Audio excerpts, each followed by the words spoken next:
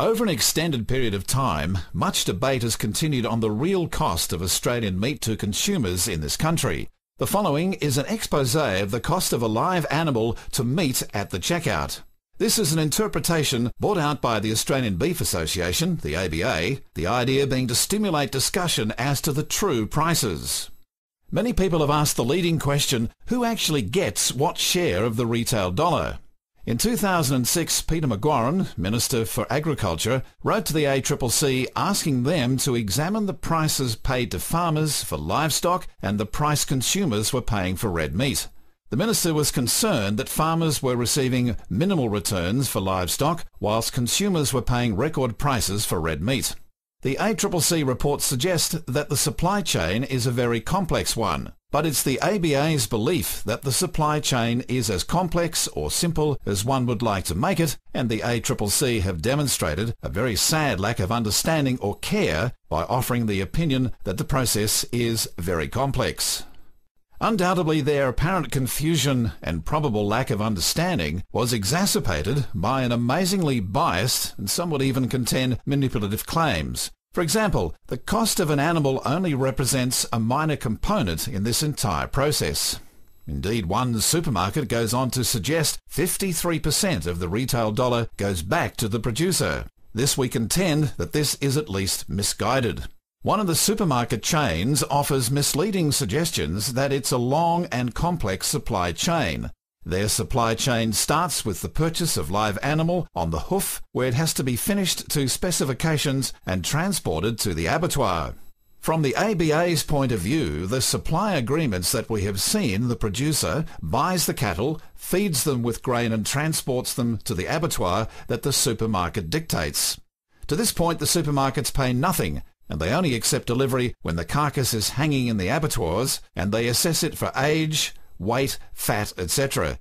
If it doesn't meet their specs, they can enforce penalties or reject that carcass.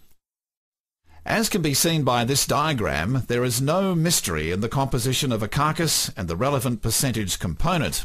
For example, a 250 kilogram carcass, one could expect to get 9 kilograms of rump valued at $20 a kilogram, total value $180.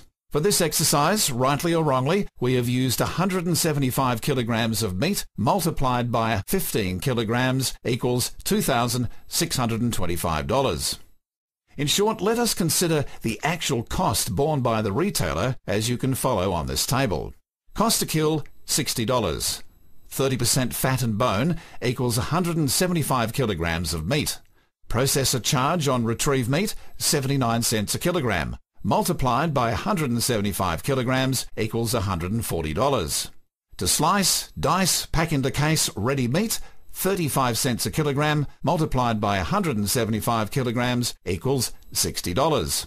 Subtract the rebate from hide, offal, bone, etc., $100. Total cost in the paddock to the supermarket shelf equals $1,160. This table makes some assumptions that all meat from the 250 kilograms carcass will bring $15 a kilogram. With supermarket discounts, all things being equal, return before retail costs would be $1,466.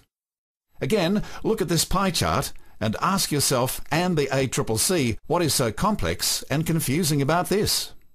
So in reviewing this flowchart, we can see the farmer-producer should receive $1,000, processor $260, which equates to a total cost of $1,260. If the retail price is $2,625, plus rebates for hide, offal, etc., which means a total return of $2,725. Clearly, this shows a retail profit from one carcass of an impressive $1,466. Is this so difficult to grasp? We think not. However, anybody has a different set of figures, they can pop them in and find out what their conclusion is. The other part that the ACCC has hardly mentioned is the price of boxed primals, which ebbs and flows on the meat prices. For example, in 2006, the large supermarkets would have bought massive tonnages of primals. So they bought many tons of rump at $5 a kilogram and then on-sold it at $15 a kilogram. What would their profit margin be then? This is our assessment, and other people's opinions might vary, but the ABA believes that this is a wonderful starting point. As for the ACCC, have they missed the truck? Have they dropped something off the tailgate? Or are they demonstrating a massive misunderstanding? One could even suggest that they've been chewed up and swallowed by the supermarket's biased proposition. The ABA invites input and observations, as somebody has got to get from the gate to the plate in a simple manner that everybody can follow. This issue, we contend, is not complex, not mysterious, not confusing, not even contentious. Could this matter be another case of the blind being led this time by all the seeing? Perhaps the time has come to dispense with the slick footwork and give the producers their fair slice.